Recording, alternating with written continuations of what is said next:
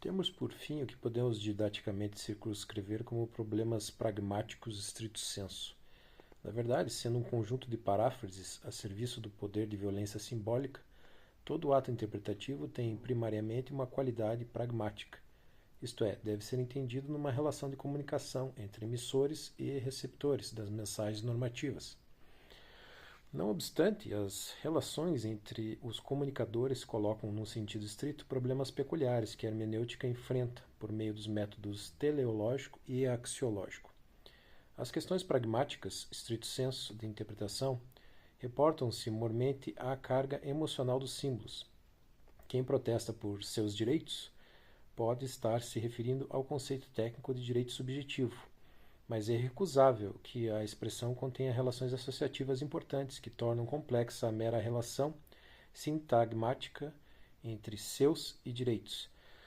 Assim, quando a lei pune a concorrência desleal ou o abuso de direito, para além da ambiguidade de tais termos, percebe-se a presença de valorações que precisam ser controladas pelo intérprete.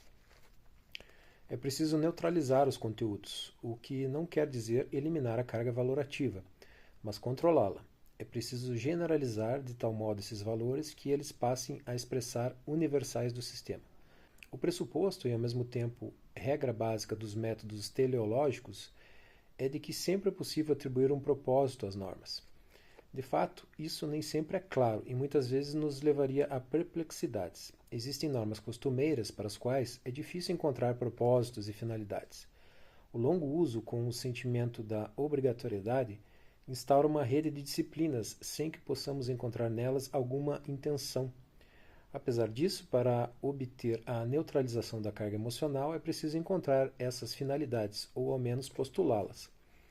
No direito brasileiro, a própria lei de introdução, em seu artigo 5º, contém uma exigência teleológica. Na aplicação da lei, o juiz atenderá aos fins sociais a que ela se dirige e às exigências do bem comum.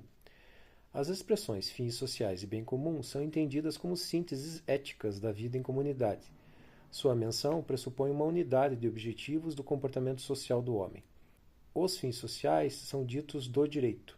Postula-se que a ordem jurídica, em sua totalidade, seja sempre um conjunto de preceitos para a realização da sociabilidade humana. Faz-se mister assim encontrar nas leis, nas constituições, nos decretos, em todas as manifestações normativas, seu telos, fim, que não pode jamais ser antissocial. Já o bem comum postula uma exigência de que se faz a própria sociabilidade, isto é, não se trata de um fim do direito, mas da própria vida social. Ambas as expressões manifestam um esforço de síntese que traduz um esforço de composição. A doutrina costuma distinguir, assim, os princípios como fins imanentes da ordem jurídica e social e reguladores teleológicos da atividade interpretativa, das chamadas regras gerais. Ambos se caracterizam por sua generalidade, mas a generalidade dos princípios é vista como de maior grau. Os princípios valem para séries indefinidas de casos, enquanto as regras valem para séries definidas. Como regras valem, por exemplo, a liberdade contratual no direito das obrigações, a oralidade e a imediatidade no direito processual. Princípios são, por sua vez, a exigência da boa-fé no trato das relações, o respeito às soluções equitativas, a pessoa e sua dignidade, a igualdade de todos perante as leis, etc. Veja, a título de exemplo, uma típica interpretação teleológica e axiológica, isto é, em que se postulam fins e se valorizam situações. As questões que envolvem os direitos da criança e do adolescente merecem, na Constituição brasileira, um tratamento destacado. No capítulo 7 do título 8 da Ordem Social, a criança é designada como sujeito de direitos, os quais devem ser garantidos com absoluta prioridade pela família, pela sociedade e pelo Estado.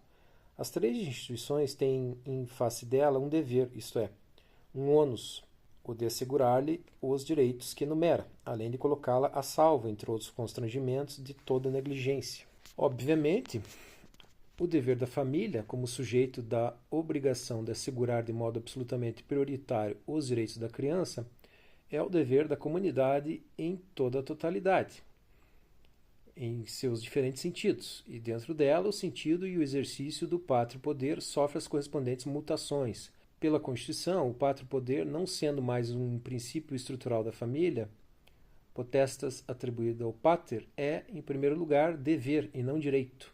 Aliás, o Código Civil de 2002 substituiu a expressão pátrio-poder por poder familiar. A primeira centrava-se na ideia de que o pai, com a colaboração da mãe, exerceria o poder sobre os filhos menores. A nova legislação civil reflete a evolução do conceito de família e as transformações nas relações familiares, havendo mesmo críticas ao uso da noção de poder, visto que as disposições normativas visam hoje muito mais a deveres voltados ao bom desenvolvimento, ao bem-estar e à proteção dos filhos. Em suma, a interpretação teleológica e axiológica ativa a participação do intérprete na configuração do sentido. Seu movimento interpretativo, inversamente ao da interpretação sistemática, que também postula uma cabal e coerente unidade do sistema, parte das consequências avaliadas das normas e retorna para o interior do sistema. É como se o intérprete tentasse fazer com que o legislador fosse capaz de mover suas próprias previsões, pois as decisões dos conflitos parecem basear-se nas previsões de suas próprias consequências.